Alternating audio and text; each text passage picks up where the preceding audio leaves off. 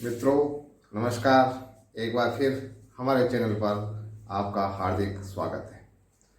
मित्रों, हम लगातार समास पर बात कर रहे हैं और अभी तक हमने कर्मधारय, तत्पुरुष और अविभाव समास पर बात की थी। जब हमने कर्मधारय समास पर बात की थी तब आपसे बात की थी कि इसके अंतर्गत 4 रूप में समास सामने आते हैं। उपमेय उपमान के रूप में, उपमान उपमेय के रूप में, विशेषण विशेषक के रूप में और दोनों विशेषण के रूप में। तो संज्ञा, 2 संज्ञा भी हो सकते हैं, 2 विशेषण भी हो सकते हैं और 1 विशेषण और 1 विशेष्य होते हैं। अधिकांश शब्दावली जो कर्मधारय से पूछी जाती है वो विशेषण और विशेष्य की है। अब हम कुछ कर्मधारय में ऐसे शब्दों की बात करेंगे जिन पर कई विद्यार्थियों को कंफ्यूजन रहता है कि ये कर्मधारय होगा या तत्पुरुष होगा। तो हम अच्छी तरह से उन उदाहरणों पर बात करेंगे और प्रायः परीक्षा में ऐसे उदाहरण पूछे जाते हैं। तो इसको संस्कृत में मध्यम पदलोपी तत्पुरुष का नाम से एक समास है। मध्यम पदलोपी तत्पुरुष, इसी को हिंदी में लुप्त तत्पुरुष भी नाम दिया गया है। लुप्त तत्पुरुष, तो कुछ भी नाम हो, मध्यम पद लोपी तत्पुरुष, इसका मतलब मध्य का जो पद है वो लुप्त करके समास बनाया जाता है। जैसे शब्द बना, ये दही बड़ा बहुत चर्चित शब्द है, पूछा जाता है परीक्षा में। अब इसमें जो दही बड़ा है क्या है? बड़ा है और वो दही में डूबा है। हम इसका विग्रह कैसे करेंगे कि दही में डूबा बड़ा। अब जब हमने बात की थी कि कर्मधारय समास में आपको प्रश्न पूछना है कि कैसा, तो बड़ा कैसा? दही में डूबा। तो अब अगर आपके पास परीक्षा में तत्पुरुष और कर्मधारय का विकल्प हो तो हमें इसको कर्मधारय में करना है। अगर कोई उच्च स्तर की परीक्षा है उसमें मध्यम पदलोपी तत्पुरुष लिखा हुआ हो तब आपको मध्यम पदलोपी तत्पुरुष करना है। कई किताबों में इसको अधिकरण तत्पुरुष में रखा हुआ है। ये अधिकरण तत्पुरुष नहीं है, ये तत्पुरुष का ही एक भेद है। क्योंकि कर्मधारय भी तत्पुरुष का भेद है तो इसमें समान अधिकरण है, इसलिए इस प्रकार के उदाहरणों को हम इस कर्मधारय समास के अंतर्गत शामिल करेंगे। अब ये दही बड़ा है, उसके आगे आप मिर्ची बड़ा कर दो, मिर्ची में मिला हुआ बड़ा, दाल बड़ा, दाल से बना बड़ा, ब्रेड बड़ा, ब्रेड से बना बड़ा। कैसे भी उदाहरण आ जाए वो इसी प्रकार के उदाहरण आएंगे। संस्कृत में शब्द है पर्णशाला। तो अब पर्णशाला कैसे बनता है? पर्ण से बनी हुई शाला। पर्ण कहते हैं घास को, घास से निर्मित शाला। तो इसमें इसका विग्रह करेंगे, क्या होगा? पर्ण से निर्मित शाला। अब आप देखिए, अब ये हमें अभी तक जो हमने तत्पुरुष किया था उसमें वो का, की, में पर वैसे लोप हुए थे। अब इसमें पूरा पद लोप हो रहा है। देखो, ये निर्मित, ये डूबा, दही में डूबा बड़ा। वैसे ही मान लो गुड़शाला, घोड़े रखने की शाला। घोड़ों को जहां रखा जाता है, जहां उसका पालन पोषण होता है, वैसी शाला। तो ये शाला, पर्णशाला, गुड़शाला, कोई भी शाला लगा दो। शाला का अर्थ होता है स्थान, जिसको राजस्थान में जिसको हम बोलते हैं साल। ये साल शब्द भी शाला से ही बना हुआ है। इसी प्रकार हार है, ये देखो स्वर्ण हार, स्वर्ण से निर्मित हार। कर्ण हार, कर्ण से बना हुआ, मतलब कर्ण में पहनने वाला हार। देखो, एक ही जगह इसका विग्रह थोड़ा बदलता है, परंतु समास कौन सा रहेगा? वही मध्यम पदलोपी कह दो, लुप्त कह दो और मुख्य ये कर्मधारय। परीक्षा में इस प्रकार के विकल्प नहीं पूछे जाते, कर्मधारय पूछा जाता है। मैं यह समझाने के लिए पूछता हूँ, लिख रहा हूँ ताकि उदाहरण आपके सामने स्पष्ट हो जाए। तो अब ये हार आपको, इसमें समास में पहले भी बात की, अर्थ मुख्य है। तो आपको देखना, स्वर्ण हार का मतलब स्वर्ण से निर्मित हार। कर्ण हार, कर्ण से निर्मित हार नहीं, कर्ण में पहनने वाला हार, कानों में पहनने वाला हार तो नहीं होता है, फूल ज्यादा प्रचलित है इसमें, हार तो गले में करा जाता है, गलती से दिख गया, या ये कर्ण फूल आएगा। तो उसी प्रकार और जो उदाहरण देखें, जैसे दिया सलाई, दीपक को जलाने वाली सलाई या दीपक को प्रज्वलित करने वाली सलाई, ऐसा इसका विग्रह होगा। जैसे रस मलाई, तो रस में मिली हुई या रस में डूबी हुई मलाई। फिर पकौड़ी, पकी हुई बड़ी, देखो इसका बहुत अलग से विग्रह है। पकी हुई बड़ी, एक तो बड़ी होती है जिसमें हम सब्जी बनाते हैं, वो पकौड़ी नहीं है, पकी हुई बड़ी। तो जो पकी हुई बड़ी है वह पकौड़ी। तो इस प्रकार और भी उदाहरण देखो, जैसे एक घड़ी से उदाहरण बनते हैं कई। ये दीवार घड़ी, दीवार पर टांगी जाने वाली घड़ी। जेब घड़ी, जेब में रखी जाने वाली घड़ी। हाथ घड़ी, हाथ पर पहनने जाने वाली घड़ी। तो एक ही घड़ी से बहुत से उदाहरण बन जाएंगे, और सभी उदाहरण किसके होंगे? इस कर्मधारय समास के होंगे। जेब, हाथ, दीवार, कलाई, कलाई हाथ हो गए, एक ही बात है। तो धूप, जो धूप से चलने वाली घड़ी या धूप के आधार पर जिसका समय देखा जाता है वह घड़ी। तो विग्रह करते समय हमें अर्थ की प्रधानता का ध्यान रखना है, क्योंकि विग्रह में अर्थ भी मुख्य होता है। जैसे अब एक और ध्यान से देखो, जेब में रखी जाने वाली घड़ी, हाथ पर पहनने जाने वाली घड़ी, दीवार पर टांगे जाने वाली घड़ी, कलाई में बांधी जाने वाली घड़ी, और धूप से चलने वाली घड़ी।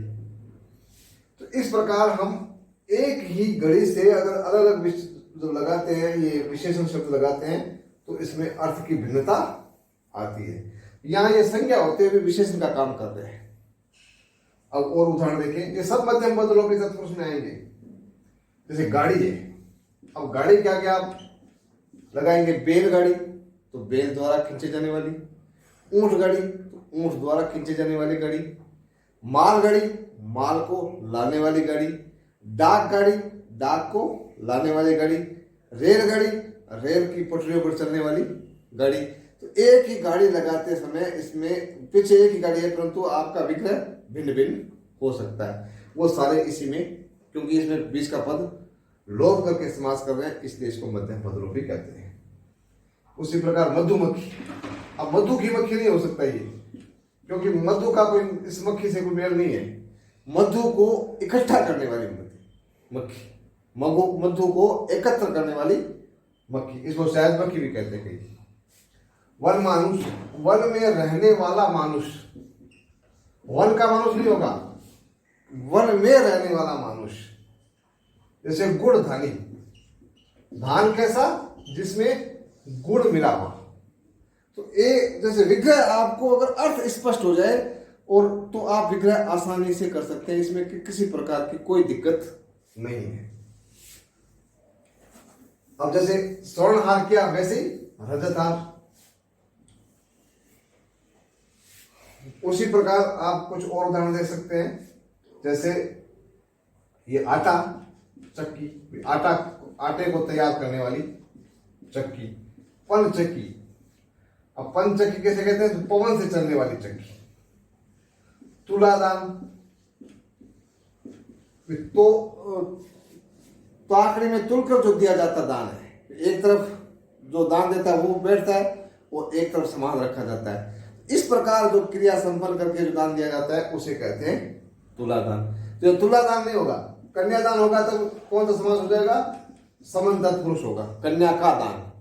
तो यहाँ तुलादान आते ही ये मध्यम लोभी तत्पुरुष होगा, और इसको कर्मधारय के अंतर्गत शामिल करेंगे। तो आप देखेंगे एक ही शब्द है, दान यहां भी है, दान। अब पीक दान, अब पीक को थूकने वाला दान, यहां वही। अब पीक का दान नहीं, थूक का दान नहीं है, पीक जहां पर थूकी जाती है उसको दान कहते हैं। तो आप एक ही दान शब्द है, परंतु तीनों प्रकार से आप इसको भिन्न रूप से हम इसको विग्रहित करते हैं। तो आप ये बात ध्यान से रखना कि इसमें आपको अर्थ का बहुत अच्छी तरह से ध्यान रखना है, क्योंकि समास में अर्थ ही मुख्य है, बिना अर्थ समास संभव नहीं है। अब ये जैसे एक पनडुब्बी, अब ऐसे पनडुब्बी हमने ऊपर तत्पुरुष में भी किया था, परंतु अगर वो तब आएगा तब इसमें तत्पुरुष में भी आ सकता है, यहाँ भी आ सकता है। यहाँ क्यों आएगा? क्योंकि यहाँ पानी में डूब कर चलने वाली जो पोत होती है उसको पनडुब्बी कहते हैं। ये इस प्रकार का विग्रह करते हैं, इसलिए इसको कर्मधारय में आएगी। और डूबी शब्द क्योंकि अलग से प्रयुक्त नहीं होता तो इसको ऊपर तत्पुरुष में भी रखते हैं।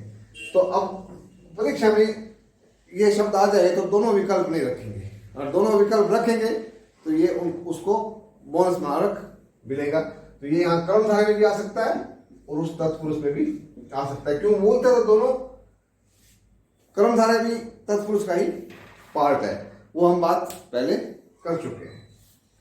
तो इस प्रकार एक दो उदाहरण और देख लेते हैं। आंसुगेश, उसी तरह अश्रुगेश।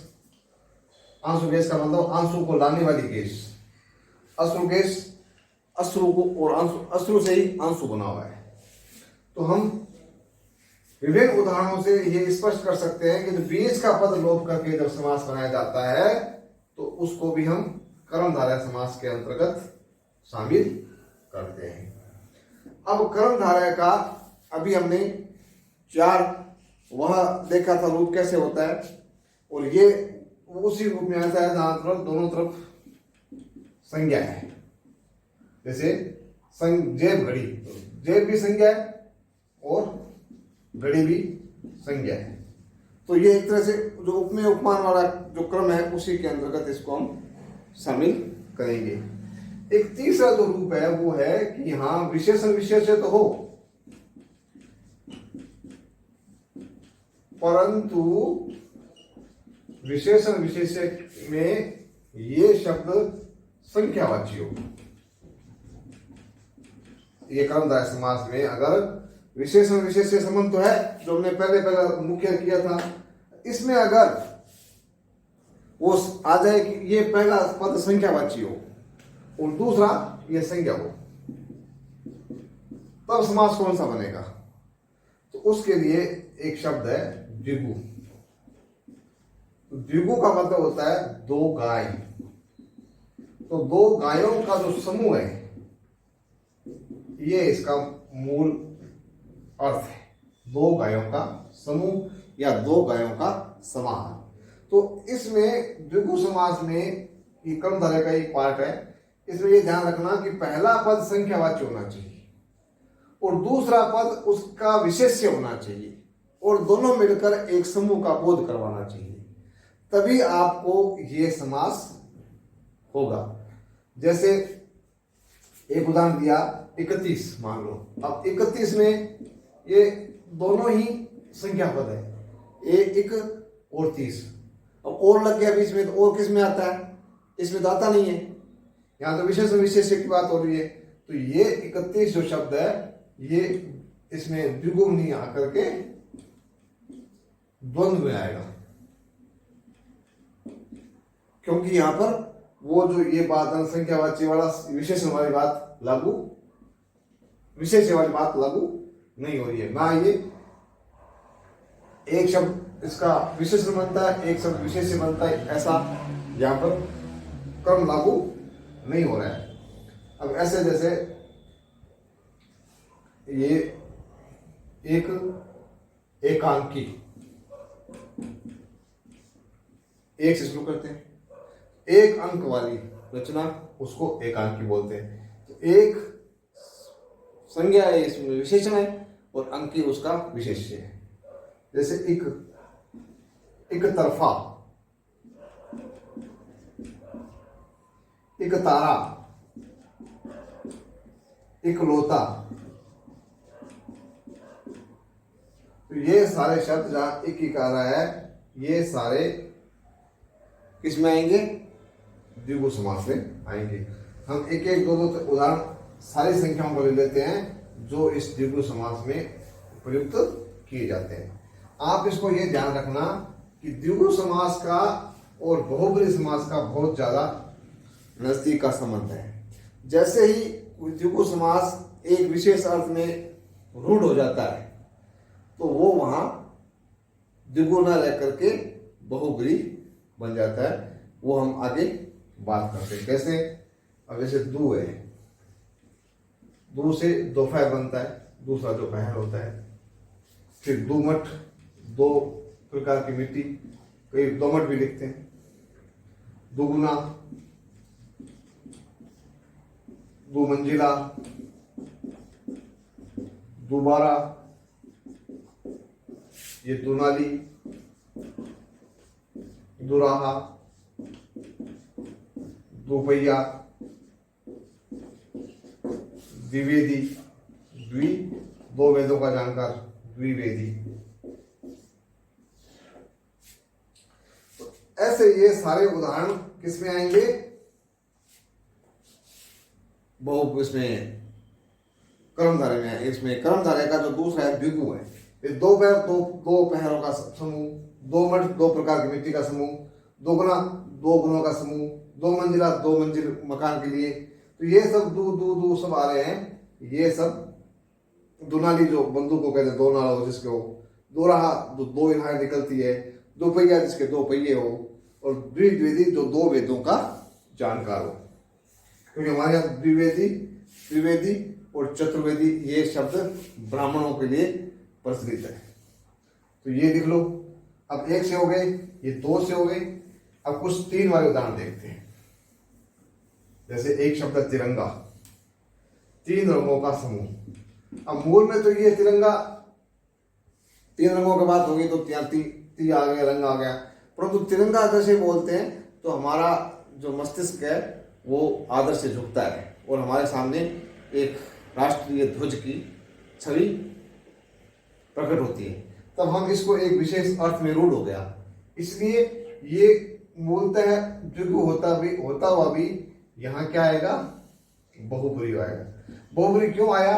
क्योंकि एक ये विशेष अर्थ में रूढ़ हो गए। तो इसको यहाँ इसलिए लगता है क्योंकि यहाँ तीन है। अगर परीक्षा में आता है तो इसको बहुब्री ही करना है। त्रिनेत्र, त्रिनेत्र किसको कहते हैं? जैसे त्रिनेत्र नाम आता है तो भगवान शंकर का ध्यान आ जाता है। इसलिए एक विशेष तीन है नेत्र, इसका विग्रह कैसे होगा? तीन है रंग जिसे, अर्थात राष्ट्रीय ध्वज, भारतीय राष्ट्रीय ध्वज, समास बहुब्री। त्रिनेत्र, तीन है नेत्र जिसके, अर्थात भगवान शंकर, समास कौन सा हुआ? बहुब्री। ये भी बहुब्री हुआ। अब त्रिभुवन, तीन भुवन, यहां बहुब्री नहीं होगा, तीन भुवनों के लिए समूह है। तीन लोक के लिए, भुवन का मतलब लोक। त्रिवेणी, तीन प्रवाहों का समूह समार होता है। वेणी में से चोटी को कहते हैं। तो वो एक तरह से, और नदी का जो प्रवाह होता है उसको भी वेणी कहते हैं। तो तीन वेणियों का समूह समार होता है जहाँ प्रयाग में, उसको त्रिवेणी शब्द का प्रयोग किया जाता है। यहाँ वो बहुब्री नहीं होगा, वही होगा। तिकोना, जिसे तीन कोने हो। तिराहा, जहाँ तीन राहें मिलती हो। जैसे द्विवेदी वैसे ही त्रिवेदी, बस तीन वेदों का जानकार। त्रिभुज, वो आकृति जिसमें तीन भुजाएं से घिरी हुई हो। इस प्रकार ये जो तीन वाले हैं उसमें ये तिरंगा और त्रिनेत्र को छोड़ करके वो इसी में आएंगे। किसमें? द्विगु में। क्योंकि बहुब्री अलग से कोई समास नहीं होता। बहुब्री तो इन्हीं जो पांच समास है उसी में से मिलकर के वो छठा समास बनता है। जो एक विशेष अर्थ में रूढ़ हो जाता है उसी को हम बहुब्री कहते हैं। अब चार से, दो से चार से, वो चारपाई। अब चारपाई किसे कहते हैं? जिसके चार पांव हो। अब जो अपना घर की जो मांचा होता है, राजस्थान में जिसको मांचा कहते हैं, उसके लिए चारपाई प्रयोग होता है। परंतु टेबल के लिए भी चार पार होते हैं। जो दूसरा पट्टा होता है उसके लिए भी चार पांव होते हैं। तो कुर्सी के भी चार पांव होते हैं। सबको चारपाई नहीं कहते। चारपाई एक अर्थ विशेष में रूढ़ हो गया। इसलिए इसका विग्रह करते समय ये करेंगे, चार है पांव जिसके, अर्थात एक आकृति विशेष जिस पर सोया जाता है उसको चारपाई कहते हैं। तो ये हो जाएगा बहुब्रीहि समास। उसी प्रकार ये चतुर्भुज जब भगवान के लिए आएगा तब बहुब्रीहि हो जाएगा, और गणित की आकृति के लिए आएगा तो वही द्विगु हो जाएगा। इसका ध्यान रखना। 4 है भुजा जिसकी ऐसी आकृति तो द्विगु, और 4 है भुजा जिसके अर्थात भगवान विष्णु। चौहद्दी जिसके 4 सीमाएं हैं। चौराहा 4 राह जहाँ मिलती है, 4 राहों का समूह।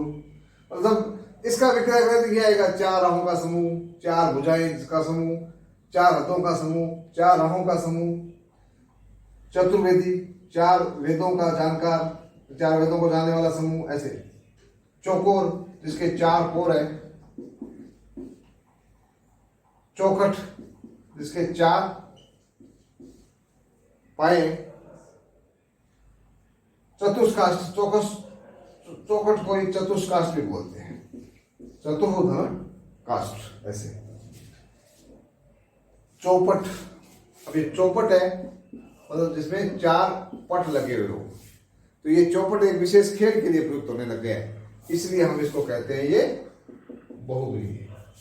तो जब कोई एक विशेष अर्थ में रूढ़ हो जाता है तो हम उसको एक विशेष समास नाम से कह देते हैं, ये समास बहुब्रीहि हो गया है। कुछ और उदाहरण देखते हैं जिसके माध्यम से हम इसकी पूरी स्पष्ट समझ बना लेंगे। अब 5 वाले उदाहरण देख लो। जैसे पंचानन। पंचानन कहते हैं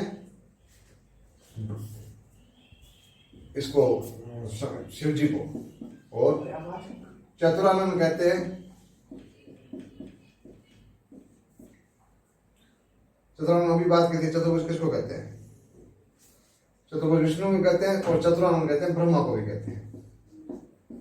और ब्रह्मा, ये पंचानन शिव जी, ये षडानन कार्तिकेय। अब देखो ये भी बहुब्रीहि बना, ये भी बहुब्रीहि बना, ये भी बहुब्रीहि बना।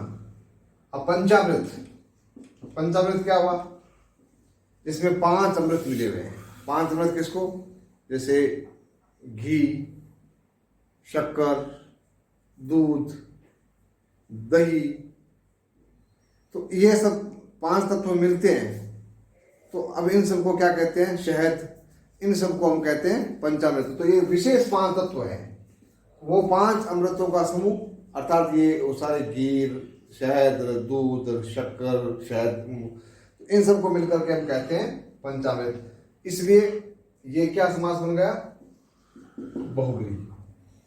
पंचांग जो पंडित जी देखते हैं, इसमें भी तिथि, वार, नक्षत्र, योग, करण, ये सब मिलकर के 5 मिलते हैं, तब इनको पंचांग कहते हैं। तो ये भी एक विशेष प्रकार के जो मुहूर्त देखने के लिए जो काम आता है उसको पंचांग कहते हैं। तो ये भी एक तरह से बहुब्रीहि बन गया। अब ये 5-6 वाले कर दिए, कुछ 7 वाले देख लो। जैसे ये सप्ताह, तो ये वैसे तो सप्त धन अहन होता है। इसका जो एक सामासिक पद बनता है वो सप्ताह बनता है, तो न वहां लुप्त हो गया। तो इसको कहते हैं द्विगु समास। 7 दिनों का समूह, षडरस 6 रसों का समूह, दशक 10 का समूह, सतसई 700 का समूह, नवरत्न 9 का समूह। अब जैसे अष्टाध्यायी, अब इसमें थोड़ा सा ये ध्यान रखना है, जिसमें कोई किताब का नाम जिसमें 8 अध्याय हो उसको हम अष्टाध्यायी कह सकते हैं, परंतु मूलतः पाणिनि की जो पुस्तक है वो अष्टाध्यायी के रूप में प्रसिद्ध है। तो आपको वाक्य के हिसाब से देखना पड़ेगा कि इसमें बहुब्रीहि है या द्विगु है। तो हम अगर सामान्य अष्टाध्यायी की बात हो रही है तब द्विगु है, और विशेष करके जब पाणिनि के अष्टाध्यायी की बात करते हैं तब वहां पर बहुब्री बन जाएगा।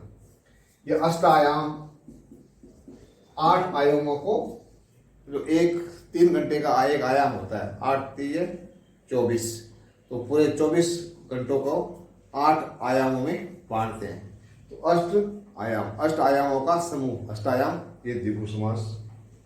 एक अष्टावक्र, जो राजा जनक के दरबार में ऋषि आए थे, अष्टावक्र जी, जो 8 जगह से टेढ़े थे। अष्ट धन वक्र, मूलतः ये तो 8 जगह से वो टेढ़े थे, उनको अष्टावक्र जी कहते हैं। तो यहाँ ये द्विगु नहीं बनेगा। अष्टावक्र जी कोई जो किसी मनुष्य है, उसको वो 8 जगह से कहीं टूटा फूटा है, तो उसको अष्टावक्र जी नहीं कहते। अष्टावक्र जी एक विशेष ऋषि के लिए बोधित है।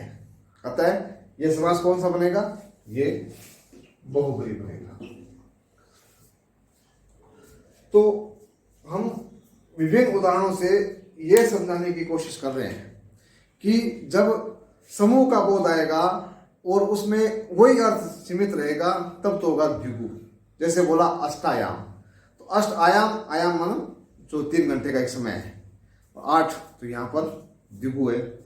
जैसे अब त्रिनेत्र बोलते हैं, तो ऐसा कोई प्राणी मिलता ही नहीं है जिसके 3 नेत्र हो, तो केवल शिव जी के लिए। तो जब हम सामान्य व्यवहार में कोई वो शब्द बोल रहे हैं जिसमें वो संख्यावाची शब्द रहता है, तब तो है द्विगु। और जब जैसे ही वो शब्द विशेष अर्थ में रूढ़ हो गया, उसको हम कहेंगे बहुब्री। तो अभी हमने द्विगु और बहुब्री को एक साथ समझने की कोशिश की है, और कुछ कर्मधारय के जो मध्यम पदलोपी तत्पुरुष समास के उदाहरण थे, उनको हमने समझने की कोशिश की है। बहुत से उदाहरण आपके समक्ष रखे हैं और उन उदाहरणों को समझाने की भी कोशिश की है। तो आपसे आग्रह है कि और ज़्यादा उदाहरण आपको मिलते हैं, तो जो मैंने तराजू बताई है उस पर आप तोल के देखिए और अपने खुद समझ जाएंगे कि इसमें समास कौन सा होगा, और फिर आप समास में किसी प्रकार की कोई गलती नहीं करेंगे।